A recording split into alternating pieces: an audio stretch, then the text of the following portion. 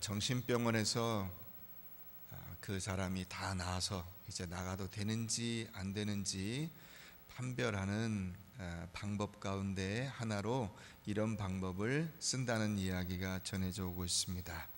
그 환자를 방에 넣어두고 그곳에 수도꼭지가 있는데 수도꼭지를 열어서 바닥에 물이 흥건하게 한다는 것입니다. 그리고 물을 닦으라고 걸레를 준다는 거예요.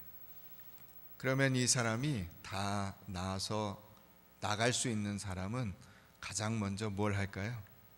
수도를 잠그고 물을 닦는 것입니다. 그런데 아직 나갈 수 있는 상태가 아니구나. 그 사람은 수도꼭지는 그대로 놔둔 채로 방에 물만 닦고 있습니다. 우리도 그런 사람들을 조롱하는데 사실은 그렇게 살아가는 경우들이 있습니다. 무슨 이야기냐면 우리에게 이 고난과 어려움과 아픔과 이런 것들이 있을 때 그것만 뒤치다꺼리 하려고 왔다 갔다 하는 것입니다. 왜 이런 일이 생겼는가에 대해서 생각지 않는 것이죠. 이 문제의 뿌리가 무엇인가에 대해서 내가 고민하지 않는 것입니다. 우리의 정치적이나 사회적이나 가정적이나 이런 문제들, 여러분들의 자녀의 문제, 인간관계의 문제, 혹은 직장의 문제, 이런 것들이 그 근본 뿌리가 무엇인가에 대해서 우리가 깊이 생각해 볼 필요가 있는 것입니다. 원래 인간은 죄성을 가지고 있기 때문에 하나님은 우리에게 그 모든 인간의 문제에 죄악이 자리 잡고 있다고 가르쳐 주고 있습니다. 그래서 하나님은 우리의 마음 중심을 보신다고 말씀하고 있는데 우리는 껍데기만을 보는 것입니다. 그 사람의 외모와 스펙과 경력과 이런 겉으로 드러난 것들만을 볼 수밖에 없는 것이 어찌 보면 인간이긴 하지만 그 속을 헤아려 보려고 하는 노력조차도 하지 않는다면 우리는 늘 실패하게 될 수밖에 없을 것입니다. 우리가 살아갈 때 그러면 어떻게 사는 것이 올바른 삶일까요? 하나님은 우리에게 어떻게 살라고 가르쳐 주실까요? 1차적인 우리가 잘 살아갔다고 평가할 수 있는 그 기준은 사랑이라고 할 수 있습니다. 그 사람이 사랑으로 결정하고 사랑으로 행동하고 사랑으로 살아가느냐, 그러면 그 사람은 훌륭한 사람입니다.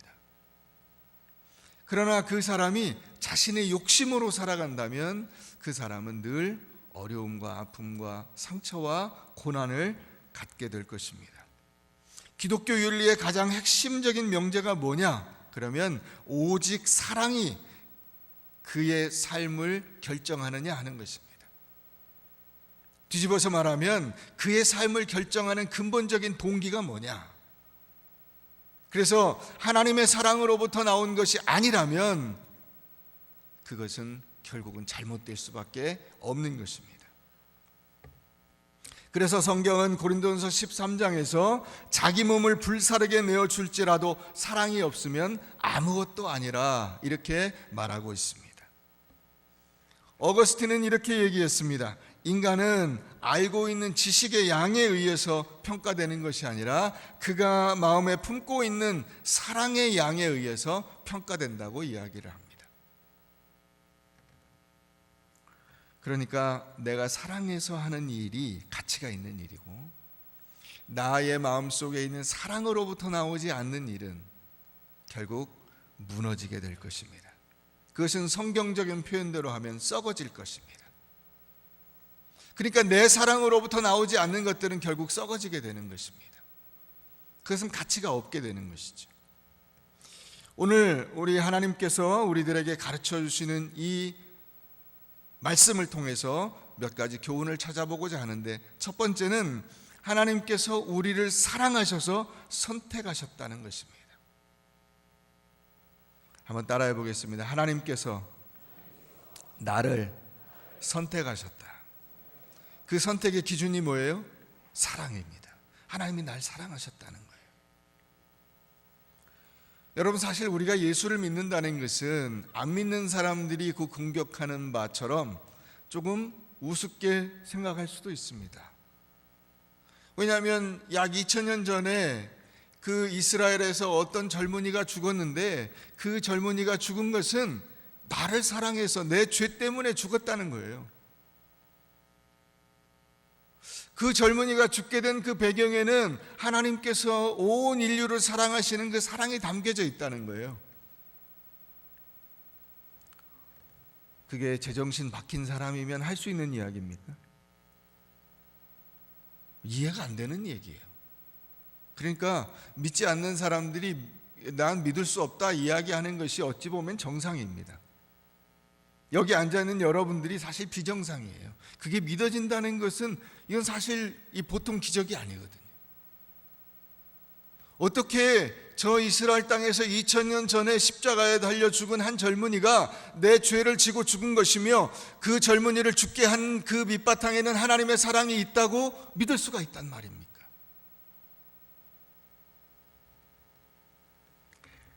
그런데 우리가 그것을 믿는 사람들입니다.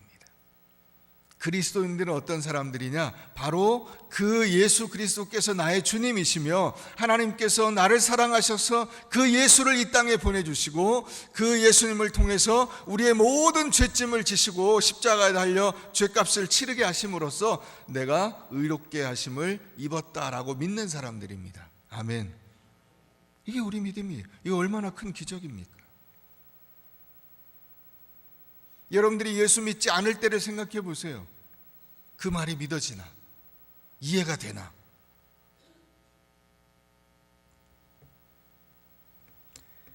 그러므로 우리들은 하나님의 선택된 사람들입니다. 저는 제가 군에 있을 때 우리 동기 목사님들하고 군목 동기들이 있잖아요. 동기 목사님들하고 이제 입대해서 장기 근무자가 되고 그 장기로 선발된 사람들 가운데서 대위를 다 똑같이 달았어요. 그리고는 소령 진급을 하는데 소령을 저희 동기들 14명 중에서 2명이 됐어요. 그 2명 중에 1명이 접니다. 대단하죠? 그래서 저도 그렇게 생각을 했어요. 내가 대단해서 된 줄 알았어요. 내가 이 뛰어난 이 능력이 있어서 다른 사람들 중에 잘 됐구나 이렇게 생각을 했어요. 겉으로야 하나님의 은혜지요 이렇게 얘기했지만 제 마음속 깊은 곳에 교만이 있었던 거죠. 근데 나중에 소령에서 중령될 때 그때도 이 남은 사람 가운데서 이 소령 진급이 안 된 사람도 있잖아요. 그 사람들은 이제 전역을 했고요. 남은 사람 가운데서 전 제가 될 줄 알았어요. 근데 제가 안 됐어요. 그래서 전역을 했습니다. 근데 나중에 제가 이게 보니까 이것이 하나님의 은혜구나 하는 것을 알게 됐어요. 선택이 된 것도 하나님의 은혜요. 우리는 선택된 것만 하나님의 은혜라고 생각을 해요. 어떤 선택? 잘 되는 선택. 세상적으로 볼 때 잘 되는 선택. 합격했어. 어디 직장에 학교에 어디에 응모했는데 잘 됐어. 이것만 하나님의 은혜라고 생각을 해요. 그러나 여러분 생각해 보세요. 제가 아직도 군에 있으면 여기 올 수 있습니까? 없어요. 하나님의 은혜예요. 안 된 게 하나님의 은혜예요. 여러분들의 삶 가운데서 하나님께서 여러분들을 끊임없이 사랑하셔서 선택해 주신다는 사실을 믿으시길 바랍니다. 그 선택의 밑바탕에 뭐가 있냐면 하나님의 사랑이 있는 거예요. 하나님께서 나를 붙잡아 주시고 나를 향한 놀라운 계획이 거기 담겨져 있는 거예요. 그러니까 내가 돼도 은혜요, 안 돼도 은혜예요. 내가 잘 되는 것도 은혜요, 잘 되지 않는 것도 은혜예요. 그 속에 하나님의 사랑과 놀라운 계획이 숨겨져 있다는 것이죠. 얼마나 감사한 일입니까? 사랑하는 여러분, 그런 점에서 볼 때 우리가 15절을 보게 되는데 여호와께서 오직 내 조상들을 기뻐하시고 그들을 사랑하사 그들의 후손인 너희를 만민 중에서 택하셨음이 오늘과 같으니라. 하나님께서 이스라엘 백성들을 어떻게 하셨습니까? 기뻐하셨어요.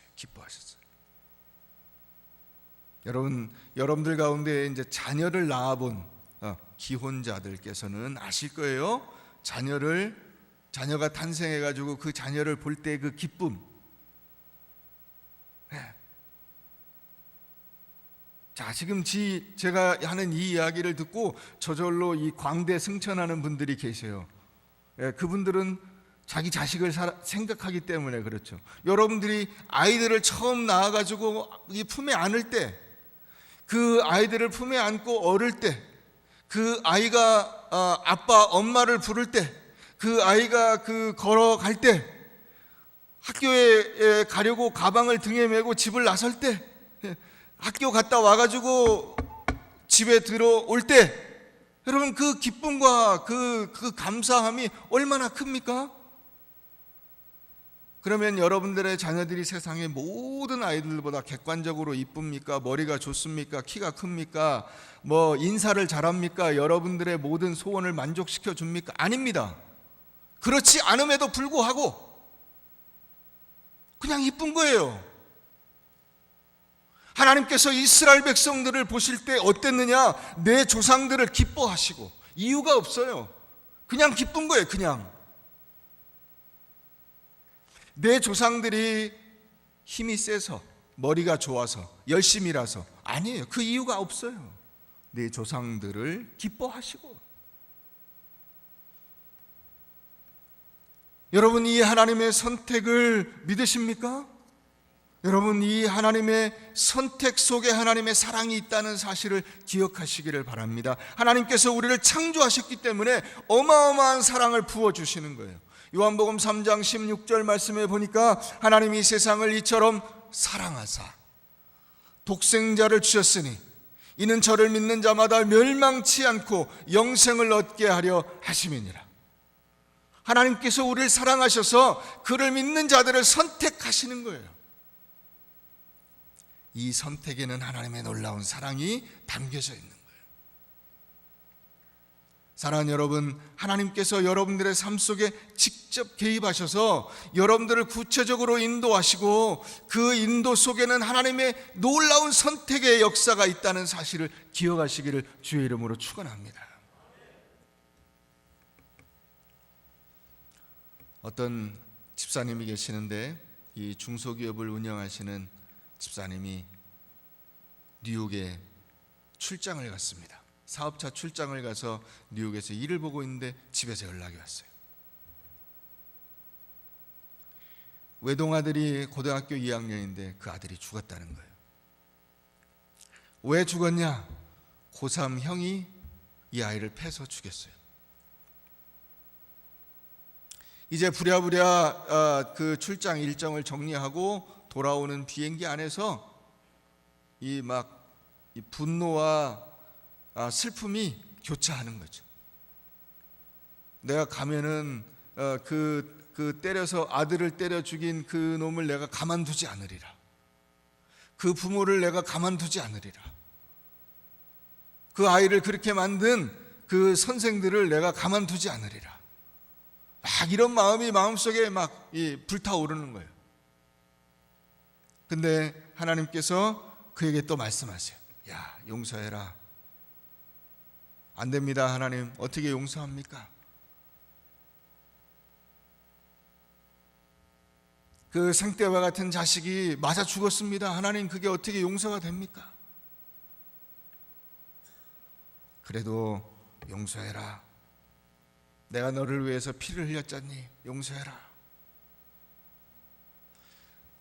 그 안에서의 그 하나님의 음성과 거기에 대한 그 자기 안에서의 싸움이 계속 있는 거예요. 오는 비행기 안에서 끊임없이 갈등하고 고민하고 잠을 잘 수가 없어요. 근데 이제 한국에 거의 다 와가는데 하나님께서 강력하게 음성을 들려주시는 거예요. 그러면 만약에 내가 내 아들을 죽인 그 학생을 네가 가서 때려 죽이면 네 아들이 살아나겠느냐? 네 아들은 지금 내 품에 와서 안겨서 편히 쉬고 있는데 너 어떻게 할 거냐? 용서해라.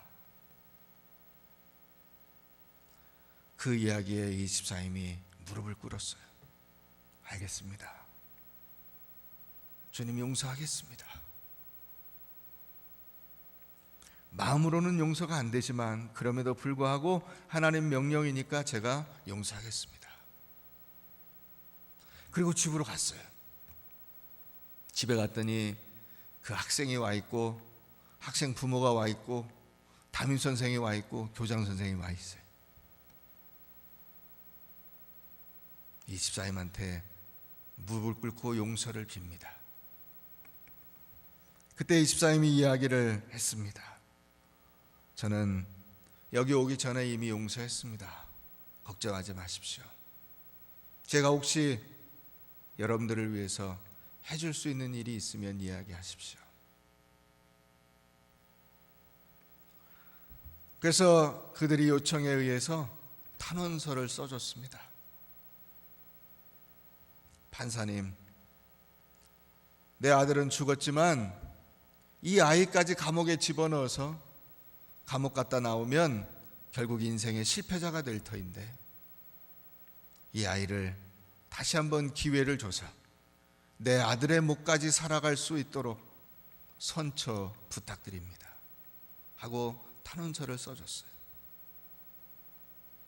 그곳에 있는 사람들이 다 울면서 감동했다는 것입니다. 여러분, 우리가 주님의 사랑에 굴복하여 하나님께서 나를 어떻게 사랑하셨는가를 깨닫게 되니까 거기서부터 비로소 용서할 수 있는 힘을 갖게 되는 것입니다. 여러분, 하나님께서 여러분들의 삶 속에 놀라운 은혜를 베풀어 주시기 위해서 여러분들을 위해 십자가에 달려 죽으시는 예수 그리스도를 보내주셨다는 사실을 기억하십시오. 그 은혜를 내가 기억할 때 내 선택에 대한 감사와 찬송이 나오게 되는 것입니다. 이스라엘 백성들을 향하여 여호와께서 하신 말씀이 무엇입니까? 내 조상들을 기뻐하시고 그들을 사랑하사 그들의 후손인 너희를 만민 중에서 택하셨느니라. 우리의 과거에 대한 기쁨과 감사, 하나님의 선택에 대한 그 감사가 우리의 삶 속에 넘치게 임하셔야 될 줄로 믿습니다. 두 번째는 그 하나님의 선택은 나를 행복하게 하기 위함입니다. 13절 말씀 가봅니다. 내가 오늘 무엇을 위하여? 너의 행복을 위하여. 따라해 보겠습니다. 하나님의 선택은 나의 행복을 위한 것이다. 여러분, 영어에 그 블레싱이라고 하는 단어가 있어요. 블레싱, B-L-E-S-S-I-N-G, 블레싱. 그냥 우리말로 번역을 한다면 축복이라는 단어 혹은 축복함이라고 하는 단어로 바꿀 수 있겠죠. 이 블레싱이라고 하는 단어는 블리드라고 하는 단어에서 나왔어요. 유래가 있어요. 자, 블리드라고 하는 단어는 어떤 뜻이에요? 피 흘리다라고 하는 뜻이에요. 예수 그리스도께서 나를 위해서 십자가에 달려 죽으시고 피 흘려 주심으로써 우리에게 하나님이 주시는 은혜와 복이 임하게 된다는 것이 이 블레싱의 의미입니다.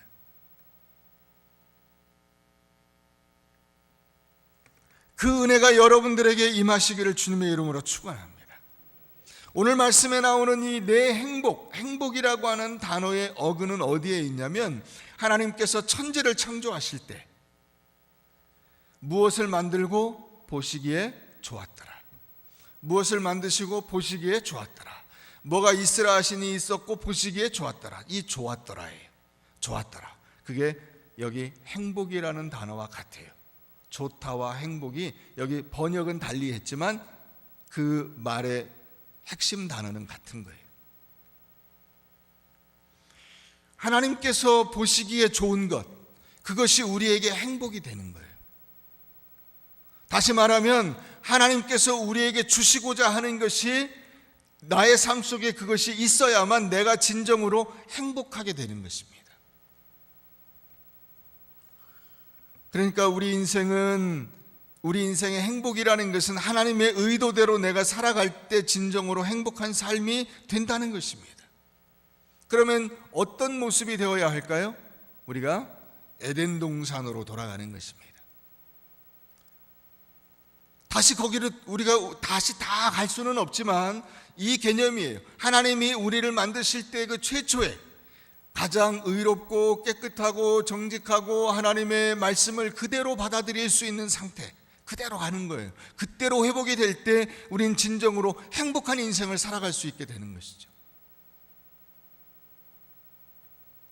그러니까 행복이라는 것은 하나님과의 올바른 관계, 그리고 우리가 그 하나님의 관계 속에서 하나님의 말씀대로 순종하여 이 땅의 삶을 관리하여 나아가는 상태가 가장 행복한 상태예요.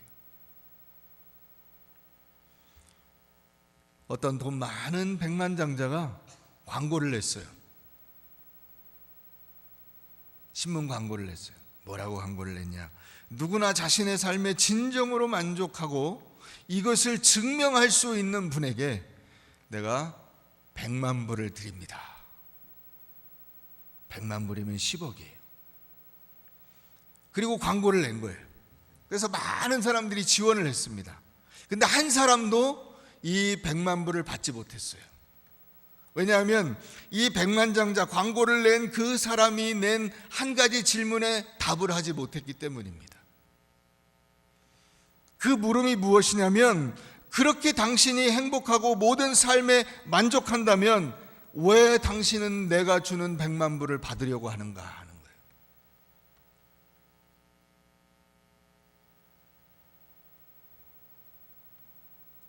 행복은 더 이상 내가 아무것도 바랄 것이 없어야 진정으로 행복한 거잖아요.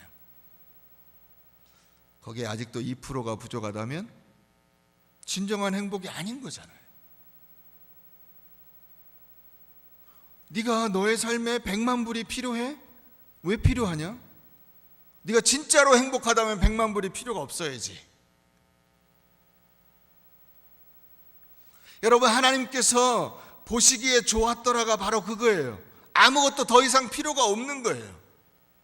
하나님이 보시기에 좋았어요. 완벽한 상태예요. 하나님께서 인간을 만드셔서 인간을 에덴 동산에 넣어 두셨을 그때가 완벽한 상태예요. 더 이상 뭐가 필요가 없는 상태예요. 인간의 죄악이 무엇인가요? 거기에 뭔가를 더 하려고 하는 거예요. 선악과를 먹고 내가 이 지금 완벽한 상태에다가 뭔가 덧칠 하려고 했어요.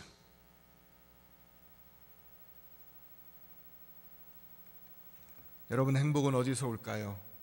좋은 차, 좋은 집, 좋은 옷, 좋은 학교, 좋은 직장? 여러분들이 생각하는 어떤 그것을 얻으면 여러분 진정으로 행복하게 될까요?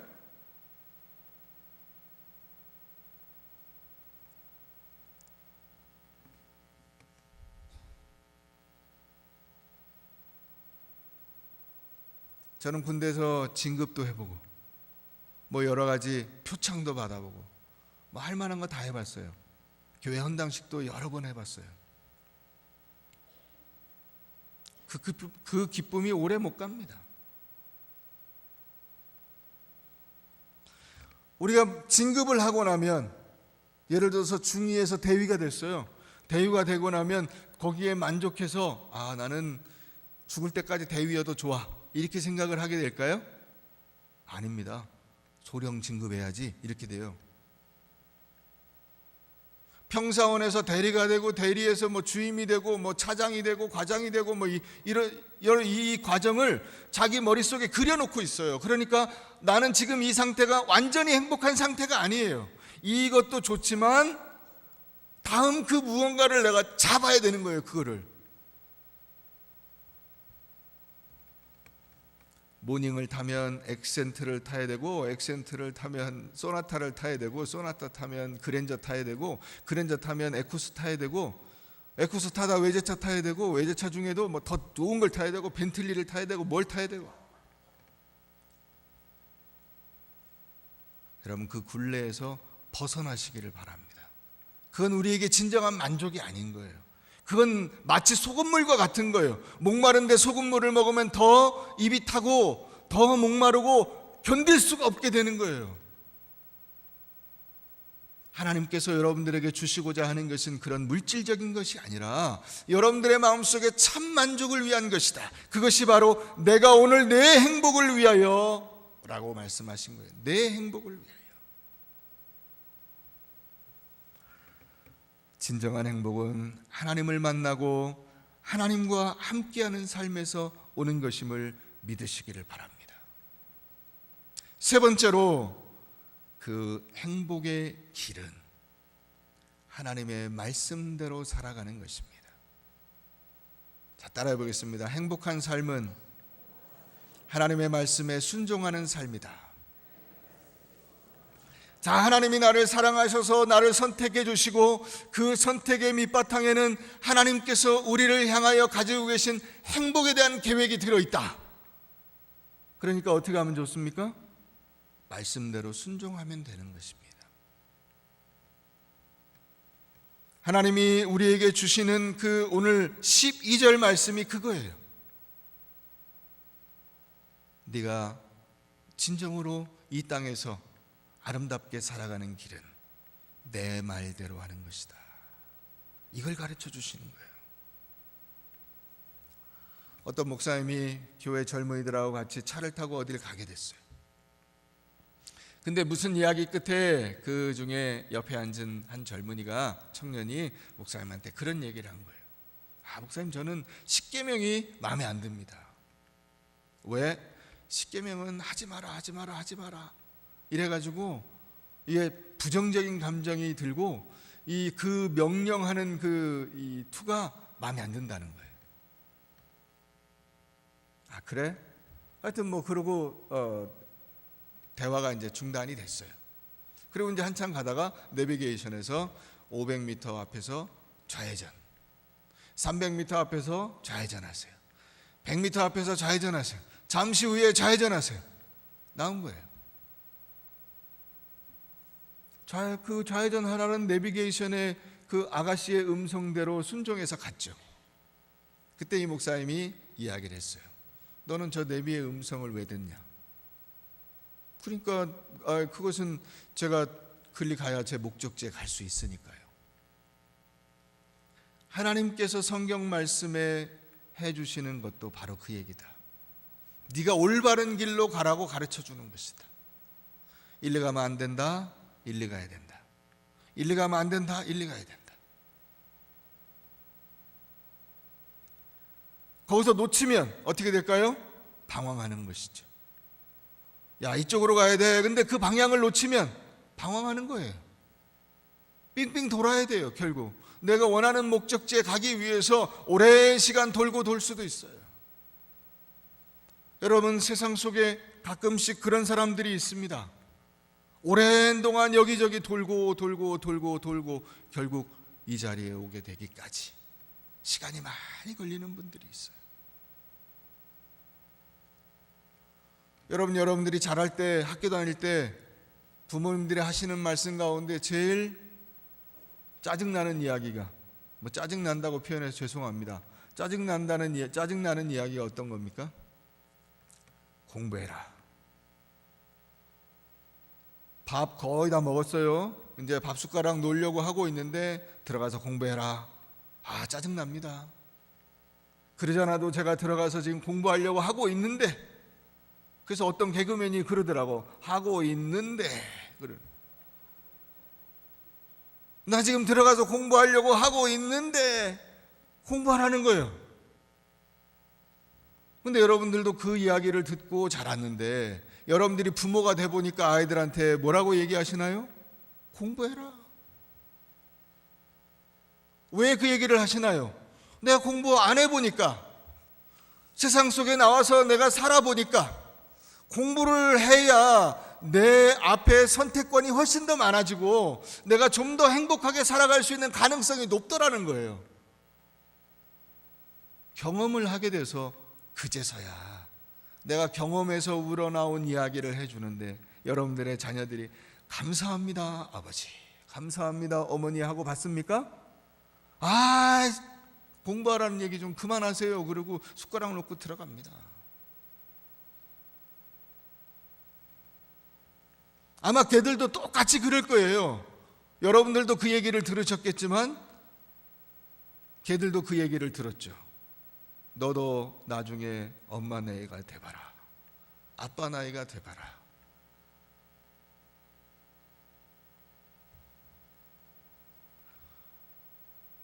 내가 그렇게 살아야 된다는 사실을 내가 피부로 느끼기 때문에, 살아보니까 공부 열심히 하는 것이 굉장히 너한테 유리하다고 생각하고 네 행복에 도움이 된다고 생각하니까 해주는 얘기인데 그 얘기를 못 받습니다. 자식을 사랑해서 하는 얘기인데 그걸 사랑으로 받아들이지를 못해요.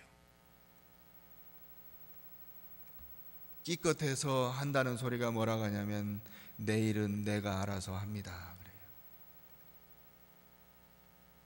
한 대 때려주세요.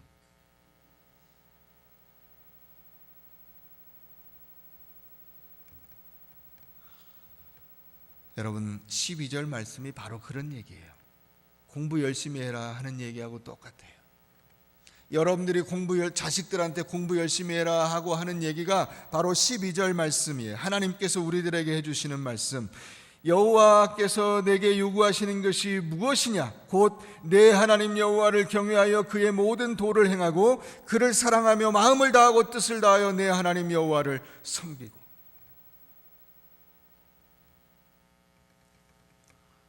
여러분, 철 난다는 게 뭘까요? 사람이 철든다는 게 무엇입니까? 부모의 마음과 부모의 상황을 이해하고 내가 그것을 받아들이고 그대로 행할 수 있는 게 철나는 것입니다. 여러분들이 이 말씀을 듣고 여러분들의 믿음의 철이 나시기를 바랍니다. 하나님께서 우리를 왜 선택하셨으며 그 선택의 목적이 무엇이며 그래서 내가 그 선택대로 살아가는 길이 무엇인가를 오늘 이 말씀 속에서 깨달아 알게 되시기를 주의 이름으로 축원합니다. 우리는 그분의 소원을 따라 살아야 되는 거예요. 하나님의 말씀의 그 길을 따라 살아가야 하는 거예요. 내가 왼쪽으로 가야 됩니까? 오른쪽으로 가야 됩니까? 하나님께서 왼쪽으로 가라 하시면 왼쪽으로 가는 것이고 오른쪽으로 가라 하시면 오른쪽으로 가는 거예요. 왜냐하면 그것이 내 행복을 위한 길이기 때문입니다. 내 인생의 진정으로 도움되는 길이기 때문이죠. 나를 지으시고 나를 가장 잘 아시는 그분께서 나를 위해서 제시하신 길이기 때문입니다. 여러분, 하나님은 알파와 오메가라고 하세요. 알파와 오메가. 알파와 오메가라는 것은 어떤 뜻이냐면 처음이고 나중이라는 뜻이잖아요. 그 말은 어떤 의미를 가지고 있냐면 하나님은 이 처음도 아시고 저 나중도 아신다는 뜻도 같아요. 자, 우리는 이 역사의 수평선상에 서 있어요. 우리가 역사를 볼 때, 우리가 세상을 볼 때, 우리가 이 시간의 길을 갈 때는 우리는 수평선상에 서 있기 때문에 저 너머에 뭐가 있는지가 안 보여요. 근데 하나님은 어디서 보시냐면 이 위에서 내려다 보시는 거예요. 위에서 내려다 보시니까 여기도 보이고 여기도 보이는 거예요. 알파와 오메가예요. 여러분들의 삶의 시작과 끝을 보는 거예요. 야, 이렇게 가야 네가 바른 길로 가. 네가 진정으로 행복한 목적지에 도달할 수 있는 길은 이 길이야 라고 가르쳐 주신 거예요. 이 이야기를 들으면 복이고 그 이야기를 무시하면 누구 손해예요? 내 손해인 거예요. 우리는 하나님을 바라봐야 될 줄로 믿으시기를 바랍니다. 유명한 작곡가였던 베르디라고 하는 사람이 있습니다. 이 사람이 오페라를 작곡해서 첫 작품을 올렸는데 첫 작품의 연주가 다 끝나고 공연이 끝나고 나서 사람들이 기립해가지고 박수를 막 쳤어요. 근데 그때 이 베르디가 쳐다본 것은 관중들이 아니고 관중들의 박수 소리에 기뻐가지고 어쩔 줄 몰랐던 것이 아니라 묵묵히 자신의 선배이면서 대선배이면서 스승이었던 로시니라고 하는 사람을 쳐다봤다는 거예요. 그 로시니가 어떤 평가를 내릴까? 그게 이 베르디의 관심사였어요. 여러분, 우리가 인생을 살아가면서도 역시 마찬가지인 줄 믿습니다. 그것은 뭐냐면 내가 세상을 살아가면서 사람들이 박수를 치고 잘한다 잘한다 하는 얘기에 여러분 흔들리지 마시고 하나님께서 나를 향해서 뭐라고 말씀하시는가, 그것에 내 귀를 기울이고 내 눈을 주목해야 하는 것입니다.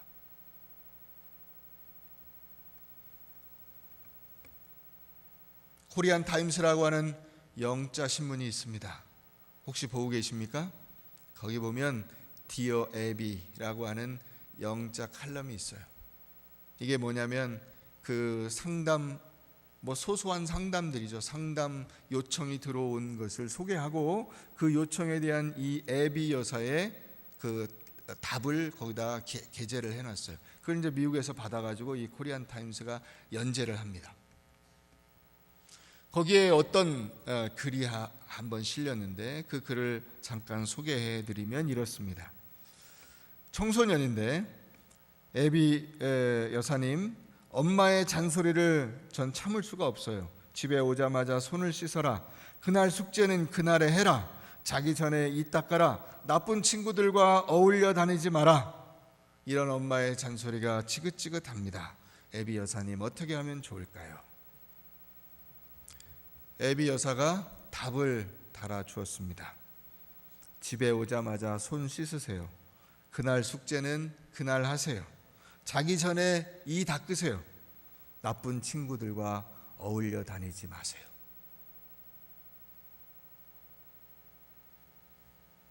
더 이상 할 말이 없죠. 그 말대로 따라가야 하는 것입니다. 그게 이 아이에게 좋은 길이기 때문이죠. 여러분, 우리가 오늘 하나님의 말씀에 우리가 더 이상 여기에 토를 달 수가 없어요. 왜냐하면 이 길이 하나님께서 나를 향해서 제시하신 가장 좋은 길, 행복의 길, 사랑의 길이기 때문입니다.